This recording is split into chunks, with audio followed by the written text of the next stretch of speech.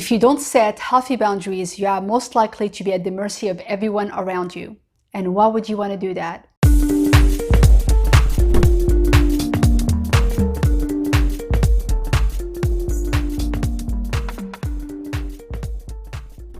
Hi everyone, welcome back to LifeChat with me, Karima. If this is your first time visiting my channel, I want to welcome you. If you like this video, please give it a like and subscribe. People will only treat you the way you allow them to. We have the power to set boundaries for people to treat us the way we want to be treated. And we forget that. We think, oh, I deserve being treated like that. Oh, it's just the way they are. No, they can treat you better than that, okay? It's not just the way they are, they're just not being nice. That's all there is to it, and we have to set those boundaries or else people will take advantage of us. When I was 18 years old, I got married at a very young age. I was very naive and I was insecure in a lot of ways. So I've always, tried to find acceptance in people. In general, and I got married young. I didn't know much about, my ex-husband, and I ended up being in an abusive relationship for 5 years, and it took a lot out of me. But the whole time, I never thought, that I had a choice to set those boundaries, to say, no more. You're not going to put your hand on me. You're not going to treat me this way, and after 5 years and after leaving this relationship, I learned so much from it. And when I got remarried, I've been married now for almost 20 years. When I came into the marriage, I told my husband, I said, okay, I'm going to love you, to the day I die. I'm going to treat you like a king. I'm going to treat you with respect and honor you. But if you ever, abuse me physically or, emotionally, or, cheat on me, I will leave. I don't care if we have 20 kids. I will pack up my stuff and I will leave. I will not allow myself to be in that situation again, because I did allow myself to be in that situation. I did have control, but I did not know that, until later, until I left the relationship. And then I looked back and I was like, oh my gosh, why did I allow that man to do that to me, to control me? I mean, he literally controlled everything I did, the way I dressed, what I said, who I talked to, where I went. I mean, it was just crazy that a person can have so much control over you like that.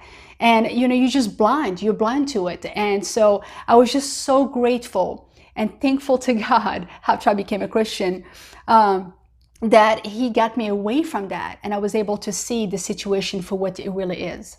You don't just see that in relationships like a marriage or girlfriend, boyfriend. You also see that sometimes in a parent with a child. A lot of times you see a child that's completely out of control because there is no boundaries set for that child. Sometimes the parents divorce and the mother has custody of the child and she feels bad because their dad walked away or, whatever happened. And they compensate a lot by not disciplining the child. And that child, because he doesn't have any boundaries, he does whatever he wants and he gets in trouble. He may be missing school. He may be failing his grade. He may, he may get, in trouble with the law. So many things can happen if there is no boundaries set for that child. So even though she feels bad for him, the best thing she could do for him is to sit down and have boundaries set and tell him, how to live and what to do and give him some guidance, or maybe even get, help with a counselor or something. But to just let him run his life, that's the worst thing you can do for a child. We all need help. We all need discipline. We all need to know, where the line is, because just like driving, if we didn't have signs on the road, oh my gosh, it would be a crazy thing. I mean, I'm from Morocco and we have signs all over the road, but yet nobody respects the signs. I mean, people are just zigzagging between cars and I don't even know how people don't die every day because of the way people drive. It's crazy over there. But, I'm just grateful that we live in the US and everything is in order and people are very respectful of the way, the signs are and things like that. But, we need those things. We need those boundaries in everything that we do, that it is with our coworkers or our boss or, or our parents sometimes. Sometimes some parents, even though, their children are adults, they're still controlling the way they're living, and I've seen that in my own family. As I said, I'm from Morocco, and my grandmother, my mom's mom, she was very controlling. She controlled everybody, including me and even my husband. We went to see them one year to visit during the summer, and she looked at me, she was like, "What is that you're wearing? Go change that. Don't wear that. Go change." And I was like 30 years old. But out of respect, I agreed, and I said, "Yes, yeah, I will," and I went and changed out of respect. But I was terrified. She really scared me. I grew up with her, and she was, pretty controlling, and she will, spank your butt if you don't listen. So I was like, "Okay, ma'am, no problem. I will do whatever you say." But, and I just wish that I had the guts then to just say something in a nice way. Just say, "Grandma, I wish you would be more loving towards us because we love you. I wish I had the courage to say those things then." I didn't. She passed away a few years back, but I wish I had the courage to stand up when no one else would, and I felt bad for my mom and my aunts and my uncles, because they were really mistreated by her, but there's nothing I could do, but that just shows that, it's not just in marriage, it's in all kinds of relationships that you can have those kind of problems. So it is really good and really healthy to set those boundaries. Okay, so here is 3 boundaries that you must set for yourself. Number 1, you must be clear about what you want, what your values are, what your needs are, what limits are. It's important that you do that in a relationship, especially in a marriage, where you're going to be married to this person for the rest of your life. They need to know where you stand. They need to know what you want. They cannot read your mind, and it must be clear, okay? Number 2, it's okay to say no. You don't have to do everything people are asking you. You don't. It's okay to say, "Thank you so much for thinking about me, but I really don't want to do that right now." Or, "Can you give me some time? Let me think about it."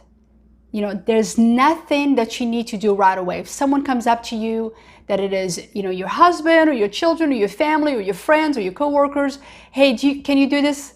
Do you want to do this? Let me think about that and I'll get back to you." And if you don't want to do it, it's okay. You can just say, "No, thank you." You don't have to explain yourself. I used to do that all the time because I was so afraid of what people might think about me. I didn't want to hurt anybody's feelings. I'm like, "Oh, I don't know if I should say that." But it's okay. I'd rather say what I want to say in a nice way than say yes and be miserable. So if you want to be happy, if you want to live a good life, it's okay to say no about certain things. You don't have to agree on everything. Number 3, if you just now get into a relationship with someone or you're getting married, go ahead and set those boundaries now. Don't wait. Don't go, "Oh, we have a great life together. I love him. He loves me." Yes, you love him. He loves you. That's wonderful. How about you set those boundaries now? Okay, because if you wait later, you may not be able to do them later. Okay, if you are in a marriage already where you've been married for 5 years or 10 years or 15 years, it's going to be a little bit harder to set those boundaries because you're already used to doing a certain thing. But it's never too late, okay? And if you can't talk to your husband, you can write him a letter, but you need to communicate your needs and what you want. And, you don't have to do it in a mean way. I always start my letters by saying how much I love my husband. If there's an issue, "I love you so much. You mean so much to me." I always start with a positive note. Then I go to, "Okay, I want to talk about this," or "This has been on my heart to say," or "Can we do this?" Or, and it's okay. And they'll respond to you in a nice way, but you don't want to come out nagging. "Well, you've been doing this to me for years. You need to stop right now." That's not going to work. Loving, caring way, you can tell them what you want. Okay. And I grow up, in a home where I had to be very respectful of my, peers, because in Morocco, the way we grow up, it's very different than it is here in the US. I mean, I grew up kissing my uncle's hands out of respect.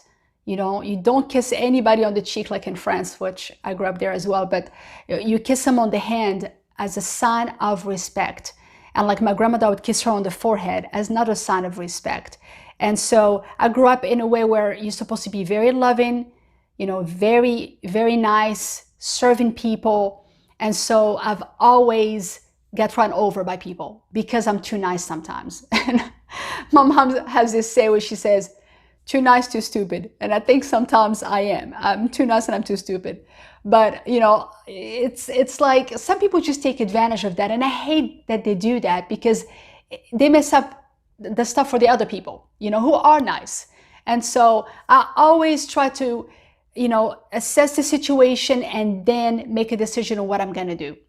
That's why it's important to just take it easy. You don't have to make a decision right at this minute and then respond back to whoever is asking you to do something. I hope you enjoyed this video. Thank you so much for watching. Check out my other videos and don't forget to subscribe. See you next time. Blessings to all and much love.